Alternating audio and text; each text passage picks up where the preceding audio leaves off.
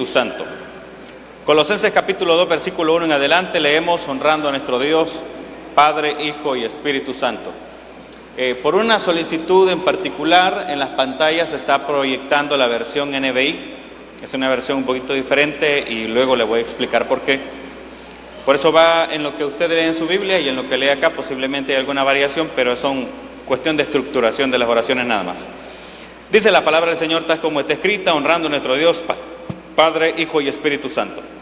Porque quiero que sepáis cuán gran lucha sostengo por vosotros y por los que están en la Odisea y por todos los que nunca han visto mi rostro, para que sean consolados sus corazones, unidos en amor, hasta alcanzar todas las riquezas del pleno entendimiento, a fin de conocer el misterio de Dios el Padre y de Cristo, en quien están escondidos todos los tesoros de la sabiduría y del conocimiento.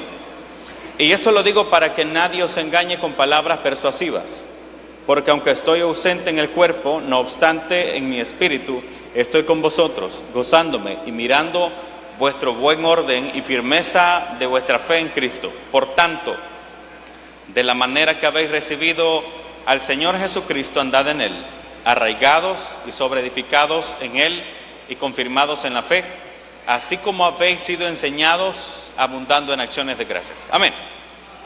Puede sentarse. Al leer esos documentos del apóstol Pablo a las iglesias, y especialmente si lo leemos así rapidito, así a la rápida, dejamos de captar el mensaje que hay en estos escritos. Y es que el mensaje que está dedicando el apóstol Pablo es más o menos una apología, o sea, haciendo una defensa de lo que es la vida cristiana. Resulta que Pablo inicia esta predicación o esta carta diciendo que tiene una lucha. De hecho, estos versículos se le conoce como la oración de la agonía de Pablo. Y le voy a explicar de qué se trata esa agonía. Resulta que las iglesias de la Odisea y las iglesias de Colosas fueron iglesias que posiblemente se cree que quizás nunca recibieron una visita del apóstol Pablo, sino que fueron iglesias que se fundaron a través de la predicación de los compañeros de viaje, de los compañeros que luego de recibir a Cristo se convertían en predicadores. Por eso el apóstol dice, aquellos que nunca han visto mi rostro. Resulta que esta iglesia, al no tener un predicador, un testimonio fuerte, sólido, porque no solamente se trataba de escuchar predicaciones, sino también de ver la obra del Espíritu Santo a través de sanidades, milagros, prodigios, libertad de endemoniados y toda la demás obra que ejecutaba el Espíritu Santo a través de los apóstoles. Resulta de que, no sé si estamos un poquito ahí. Muy bien. ¿Vamos bien? Bien. Resulta entonces de que en ese momento Pablo está presenciando de que la iglesia se enfrenta a unos desafíos, especialmente las iglesias que estaban en esta región. El principal desafío que se está enfrentando es a las teorías filosóficas que gobernaban en aquel entonces. Por ahí aparecían los cínicos, por ahí aparecían la gente que seguía las corrientes de Platón y todo eso, que fuera de la actividad de ellos, de construcción del conocimiento y de todo eso, lanzaban duras críticas en contra de la nueva fe cristiana. Después de eso, casi a la par, estaba el paganismo de las religiones que le circundaban. O sea, donde se permitía de todo, donde se vale de todo, algo así como Carnaval de San Miguel, donde se vale de todo y no hay restricciones para nada. Aparentemente resultaba tan fácil pecar, resultaba tan fácil hacer las cosas mal y aparentemente había una anulación de consecuencias de los errores y del pecado. Entonces la iglesia, el tercer factor al que se está enfrentando estas iglesias precisamente es que están ubicadas en zonas de alto flujo comercial, es decir, no son iglesias pobres o congregaciones que están en unas situaciones de escasez de recursos, sino que por el contrario, algunos quizás de los creyentes eran una de las personas pudientes de la comunidad, tenían un nivel de vida podríamos decir, atractivo, económicamente hablando. Vivían vidas cómodas, no vivían sobrellevando cargas de pobreza o de miseria. Entonces Pablo, al ver esta mezcla de cosas, y por ahí alguien menciona que abonado a eso estaba un grupo, o sea, todos estos factores que ya le comenté, lo de la filosofía, lo del paganismo y el materialismo, estaban propiciando o empujando a la iglesia a la tibieza espiritual. Diga conmigo, tibieza espiritual. Algo que ocurre hoy en día también. Usted manda a sus muchachos a la universidad y se encuentra con que ahí está el maestro que se profesa ser ateo, listo para enseñarle la teoría hegeliana, listo para hablarle de Marx, listo para hablarle de aquel señor que dijo Dios está muerto, listo para decirle que la religión es el opio de los pueblos. Y por otra parte, tenemos de que el mundo de hoy presenta tan atractivo el pecado que pareciera que desde la primera infancia quiere convertir a los niños en los mejores, ¿cómo le podría llamar? Trofeos de las ideologías paganas que hay hoy en día gobernando este mundo. Muy similar a lo que estaba pasando en la Odisea y en Colosas. Pero también nosotros nos vemos en el riesgo o en la dificultad de que la prosperidad, la comodidad o las facilidades con las que vivimos hoy en día pueden convertirse en una trampa para nuestra fe. Y no es que yo esté de acuerdo con que nosotros para vivir una vida cristiana tendríamos que vivir en la miseria. No estoy hablando de eso. Estoy hablando que el exceso de comodidades muchas veces puede traer un enfriamiento en nuestro fervor cristiano. Amén, hermano. ¿Cuántos se quedaron al último ayuno que hubo en la iglesia? ¿Qué pasaría si esta noche Dios contestara todas sus peticiones? ¿Qué pasaría si esta noche en tu cuenta bancaria apareciera toda la plata que necesitas para vivir para el resto de tu vida? ¿Qué pasaría si esta noche ocurriera ese milagro que le has estado pidiendo a Dios? ¿Qué pasaría si mañana en la mañana te llaman y te dicen que te han dado el trabajo que tanto has deseado? ¿Qué pasaría si mañana te llaman del banco y te dicen que todas tus deudas están borradas? ¿Tendrían miembros de esta iglesia el siguiente culto? A eso me refiero. Pablo está viendo de que todas esas cosas son fuertes, atractivos. Y el riesgo que tiene, que el apóstol está viendo, es que la iglesia está careciendo de algo. Y de lo que está careciendo la iglesia en ese momento es de una fe sólida. Es de una fe firme. Una fe que no cambia, una fe que no mengua, una fe que no varía por los vientos de tormenta. Entonces cuando Pablo hace esta descripción, él dice, hey, a mí me aqueja, me acongoja, me preocupa esta situación, tengo una gran lucha por esta situación. Sabe el apóstol Pablo que una vez que él fallezca, que no está muy lejos, se cree que esta carta fue escrita ahí por el año 60 después de Cristo, y solo 8 años después se cree que fue la muerte del apóstol Pablo. Es decir, era poco el tiempo que el apóstol iba a seguirle enseñando y predicando tal vez a estas congregaciones antes de su muerte. Y él está completamente seguro de eso. Y la preocupación de Pablo es que para entonces esta iglesia todavía no tenía raíces firmes. Todavía estaba una iglesia tambaleándose. Todavía era una iglesia que miraba lo que estaba ocurriendo alrededor y le daban ganas de irse. Y le daban ganas de ver y participar de lo que estaba ocurriendo alrededor.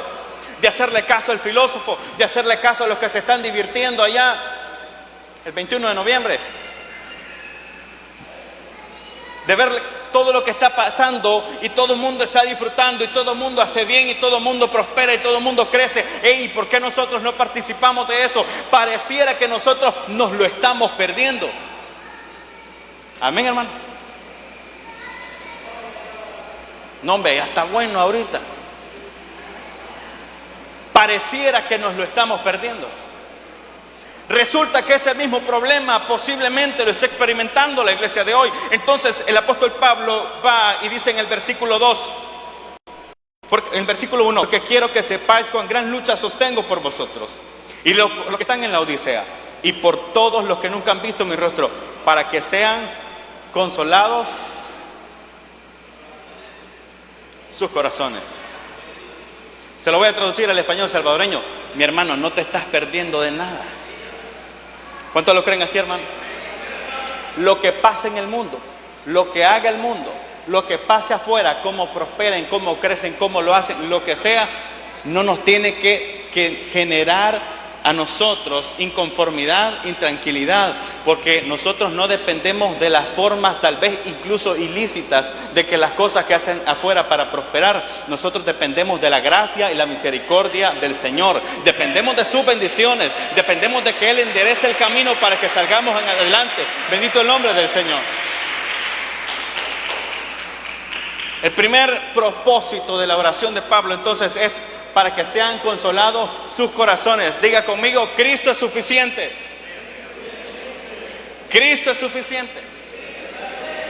Entonces solo nos sentamos a esperar y que caigan las bendiciones del cielo. Momento. Yo no estoy hablando que usted deje su carrera universitaria, los que están estudiando. Yo no estoy hablando que deje abandonado su negocio. Yo no estoy hablando que ponga la renuncia a su trabajo y se venga para la iglesia. No estoy hablando de eso. Estoy hablando de que nosotros como pueblo de Dios no caminamos a la misma velocidad o el mismo ritmo y bajo las mismas condiciones en que el mundo crece, prospera y hace las cosas. Si ese fuera el caso, yo le puedo decir que uno de los negocios más rentables que puede haber ahorita es la venta de alcohol. Pongamos una cantina a todo. ¿Verdad que no se puede? Exacto.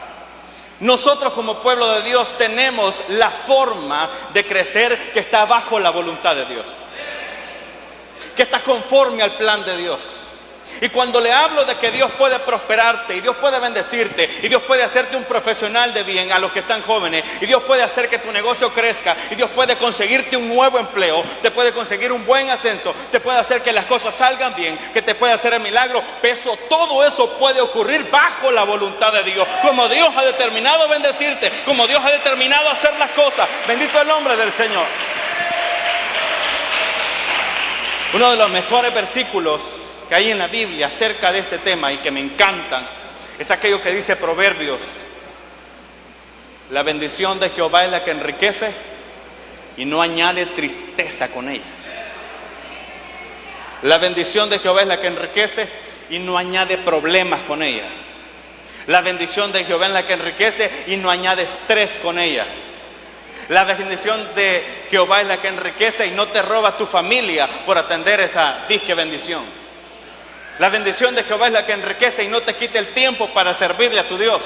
La bendición de Jehová es la que enriquece y te hace prosperar en todas las áreas sin descuidar lo más fundamental, porque muchas veces creemos que hacer las cosas a nuestra manera funcionan mejor y creemos que vamos creciendo y que vamos haciendo las cosas bien, pero hay un momento en el que Dios dice: hey, cuidado, este es hijo mío, así es que hay que enderezarlo y guiarlo por el camino correcto. Y cuando Dios hace eso, se queda botado aquello que emprendimos fuera de la voluntad de Dios. Entonces Pablo dice: quiero que sean consolados sus corazones. En español lo dijimos: Cristo es suficiente. Cristo es suficiente para pedirle las cosas que necesitamos. Cristo es suficiente para dirigir tus pasos correctamente. Cristo es suficiente para hacerte tomar las decisiones correctas. Cristo es suficiente para que crezcas conforme a la voluntad de Dios. Y lo siguiente que dice el apóstol Pablo, dice: unidos en amor. Oiga bien, una de las cosas que genera ruptura en las comunidades cristianas es ese pleito y ese revanchismo entre cristianos. Es eso de que yo no me llevo bien, es que yo tengo esto aquí, que usted tiene allá, es que no me llevo bien por esto, es que no le hablo por esto. Pablo dice: hey, están en medio de un campo de batalla, están en medio de la guerra. Están en medio de un mundo que quiere verlos destruidos a todos de una vez. no pueden estar si no están unidos, si no están unificados. Y la perfecta unidad de la que habla la palabra del Señor no es aquella unidad que se basa en que todos somos iguales. La unidad de la que habla la palabra del Señor es que todos somos distintos, pero todos somos necesarios. ¿Qué significa eso? La analogía que hace el apóstol Pablo es que nosotros somos como un cuerpo. Un cuerpo tiene manos, tiene pies, tiene orejas, tiene cabeza. Todos los miembros son diferentes, pero todos son necesarios. Todos son útiles. Los dedos de esta mano todos son diferentes, pero todos se ocupan. Así es la iglesia del Señor, que algunos son más morenos, otros más blancos, otros más altos, otros hemos crecido más para los lados, otros menos. Hay de todo, pero para Dios todos somos importantes. ¿Cuántos le alaban, hermanos? Bendito el nombre del Señor. Gloria a Dios.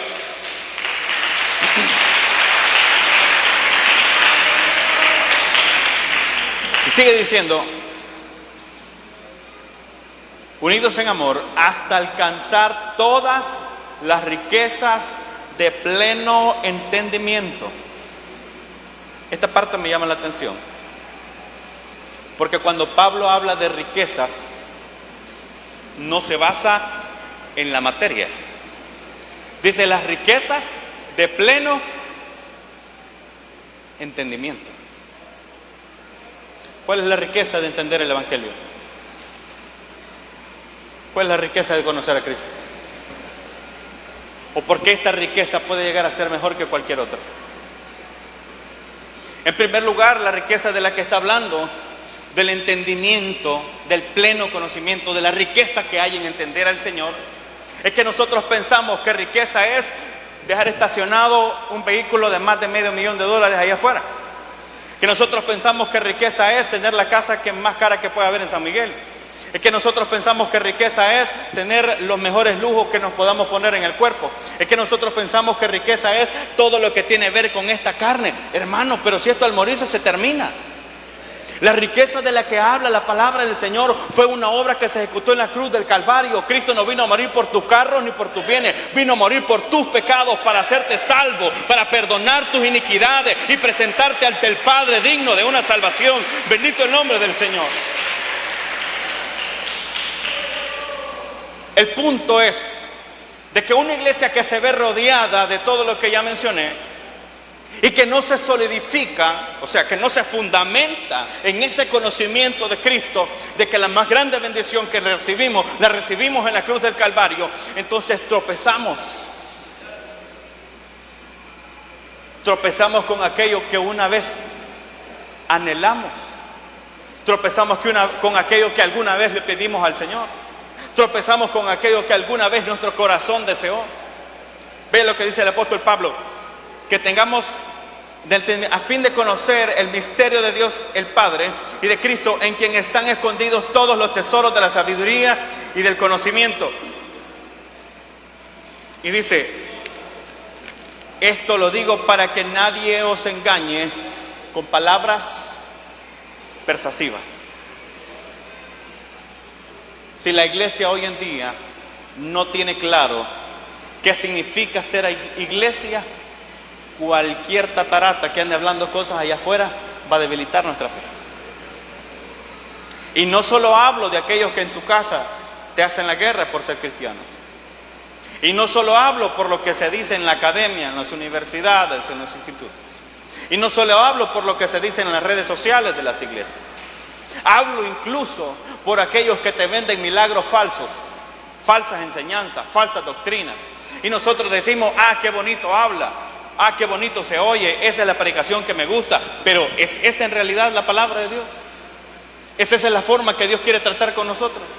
Por eso Pablo dice, lo más importante que necesito que esta iglesia le quede claro, dice el apóstol Pablo, es que entendamos que lo más grande que nos ha podido ocurrir es dejar de formar parte del reino de las tinieblas, es dejar de ser culpable de nuestros pecados. Y ahora que estamos en Cristo, estamos bajo la voluntad de Dios, estamos bajo la gracia del Señor, y lo que ocurra de aquí en adelante va conforme a la voluntad de Dios. Estamos sujetos a su voluntad y por lo tanto protegidos bajo su gracia.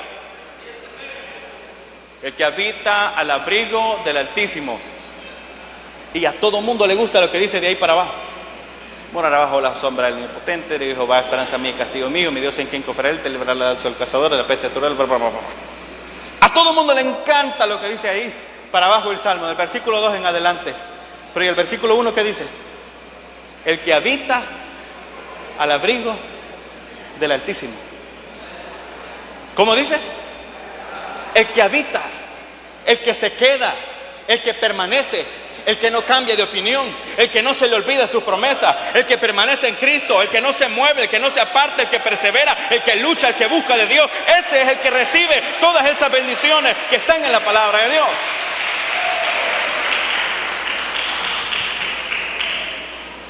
¿Cuáles son traducidos a nuestra realidad de hoy? ¿Cómo se traducen estos peligros o estos riesgos para nuestra fe, o esta forma en cómo manejamos esta situación?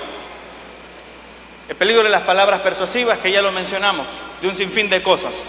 El peligro de las palabras de crítica. El peligro de las palabras de desánimo. El peligro de las palabras de descontento en contra de la iglesia. El peligro de las palabras de apostasía. Pero pasa un siguiente peligro. El peligro del paganismo que nos rodea.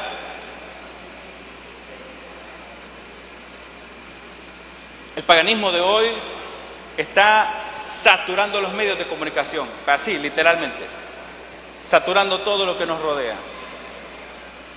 El paganismo de hoy nos hace pensar que es tan fácil pecar. Y sobre todo, la forma en que como el mundo ve hoy el pecado, pareciera que no existen consecuencias para el pecado. Y esa parte es la que hace fácil que nos volvamos tibios. No pasa nada. Nadie me ha visto. El pastor no me vio, los líderes no me vieron. No pasa nada. ¡Ey! Pero se nos olvida.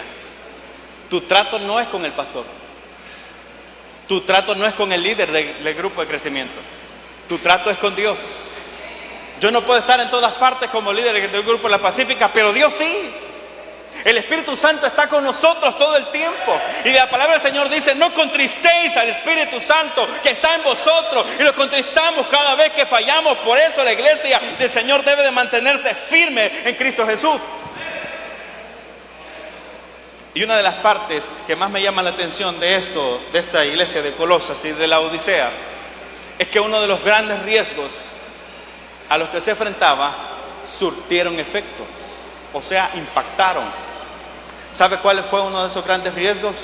Que la comodidad, eso de que todo me sale bien, eso de que siempre me va bien, eso de que no, sin necesidad yo no tengo, ¿y para qué voy a estar en un ayuno? Eso produjo ese enfriamiento. Todo tranquilo, no pasa nada. Y la mejor parte donde nosotros podemos ver esto está allá en Apocalipsis capítulo 3.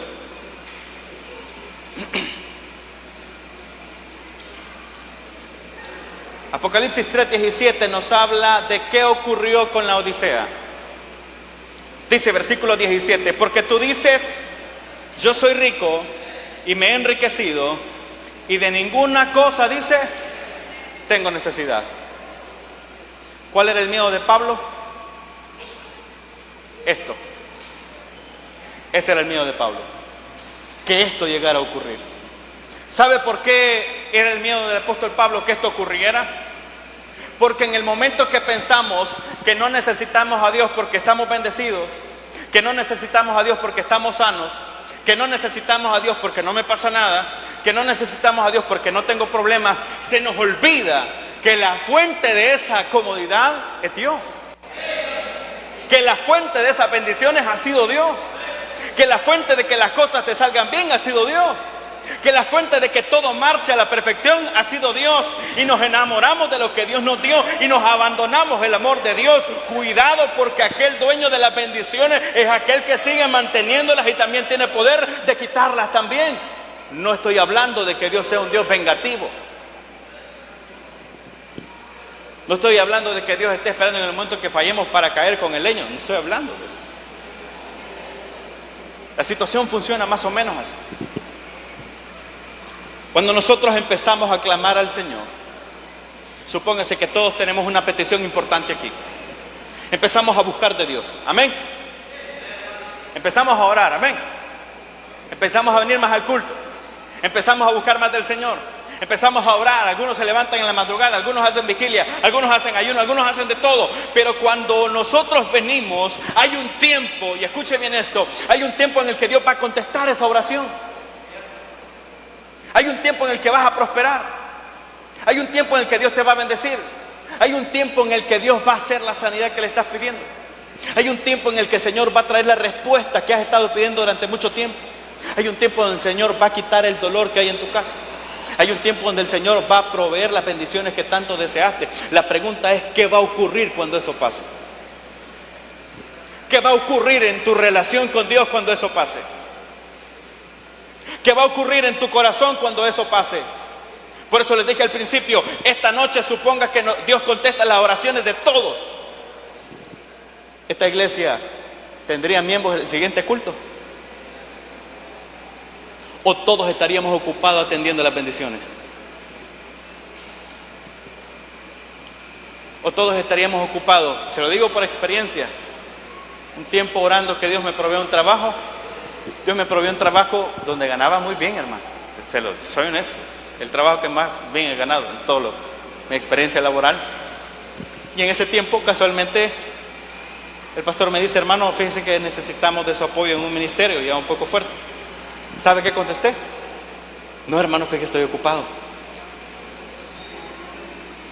Exactamente lo que dice la palabra del Señor. No tengo necesidad.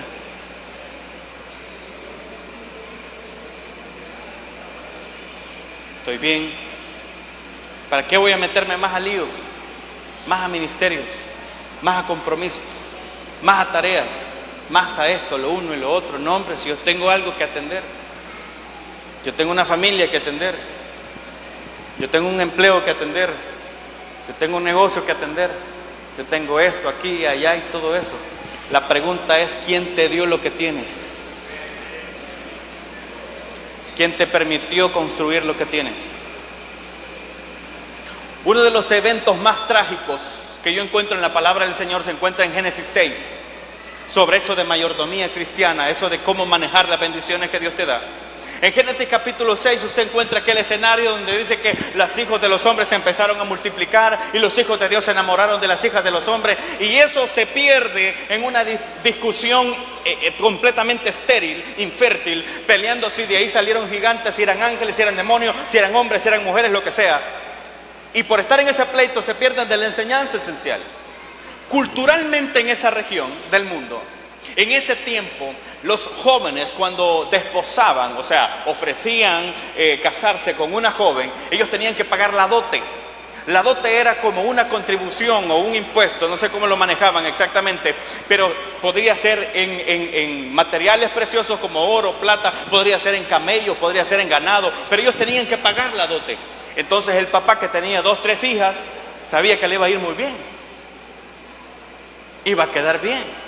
Entonces venían los hijos de Dios, cuando empezaron a ver las hijas paganas, las de otras comunidades, empezaron a tomar las bendiciones que Dios le había dado al pueblo de Dios para entregarla a los padres de las familias paganas para hacerse de sus hijas.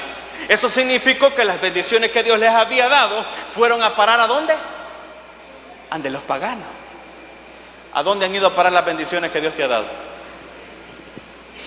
Antes de pedirle algo más a Dios, ¿a dónde ha ido a parar lo que Dios te había dado? Dios te había dado buena salud, ¿a dónde fue a parar esa buena salud? Dios te había dado buenos recursos, ¿a dónde fue a parar esos buenos recursos? ¿Fueron para la gloria de Dios? ¿Terminaron en un burdel? ¿Terminaron en un chupadero? ¿A dónde fueron a parar las cosas que Dios te había dado? No, pero es que mire, cuando yo estaba joven, yo jugaba pelota todo el día y andaba bailando todo el día. ¿Y a dónde está entonces lo que le diste a Dios con lo que Dios te había dado? Ahora me entiende, nosotros como hijos de Dios, las cosas que hacemos, las hacemos por la misericordia de Dios, pero cuando las tenemos en nuestras manos, deben glorificar a Dios lo que hagamos, hermano. Debe exaltar el nombre de Cristo, que lo que hagamos sea para su gloria. Bendito el nombre del Señor.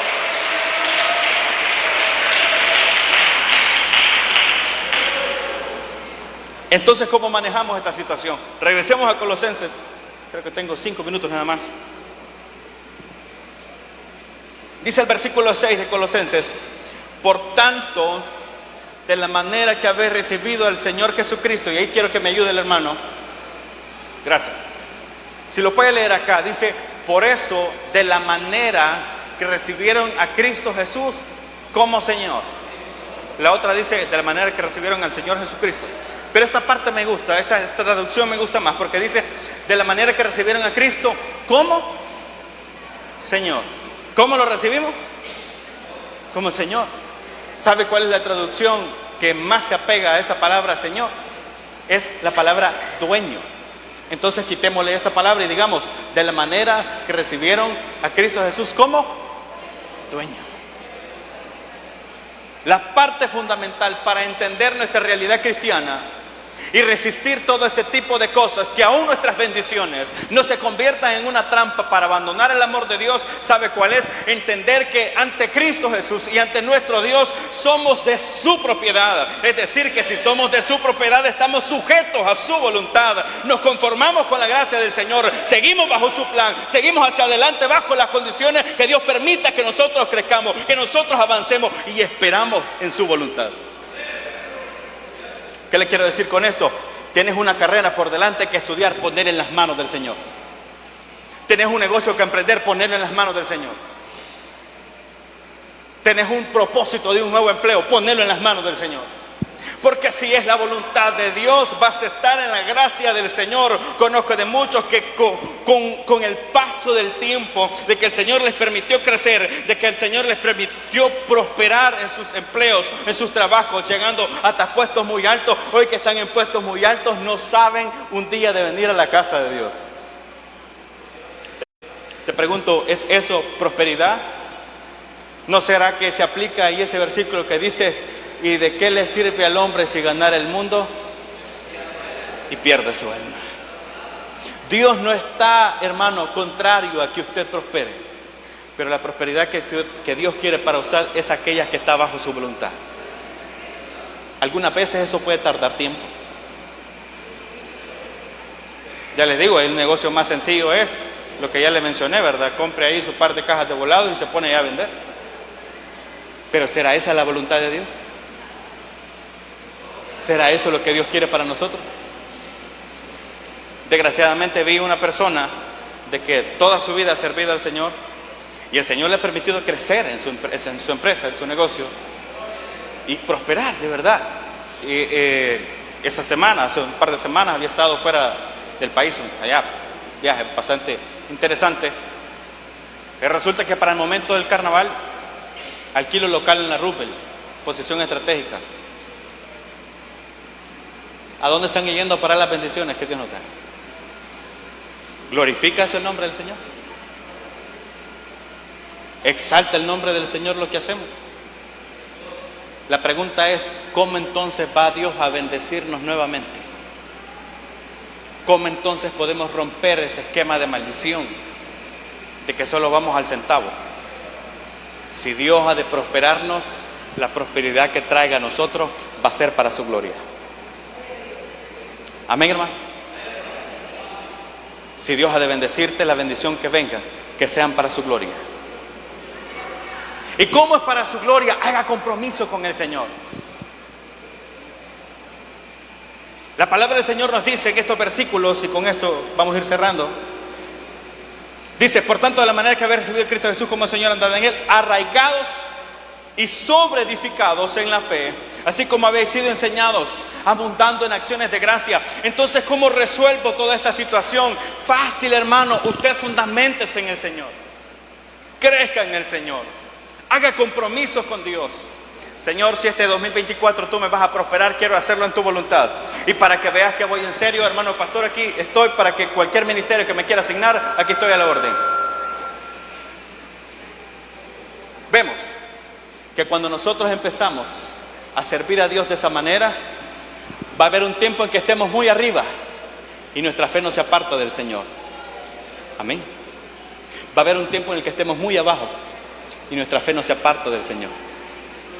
Va a haber un tiempo en el que estés casi volando, papá, nada te estorba, nada te genera problemas, todo te sale bien y tu corazón no se aparta de Dios. Va a haber un tiempo en que estés en la peor de las amarguras y tu corazón no se aparta de Dios. De eso habla el apóstol Pablo cuando dice: fundamentados, arraigados, quédense firme, para que entonces se pueda cumplir en nosotros aquel versículo que dice: por lo cual estoy seguro de que ni la muerte, ni la vida, ni lo presente, ni lo porvenir, ni lo alto, ni lo profundo, ni ángeles, ni principados, ni potestades, ni ninguna otra cosa creada nos podrán apartar del amor de Dios que es en Cristo Jesús, Señor nuestro. Eso se puede cumplir solamente cuando estás firme en el Señor. Póngase en pie, vamos a decirle al Señor: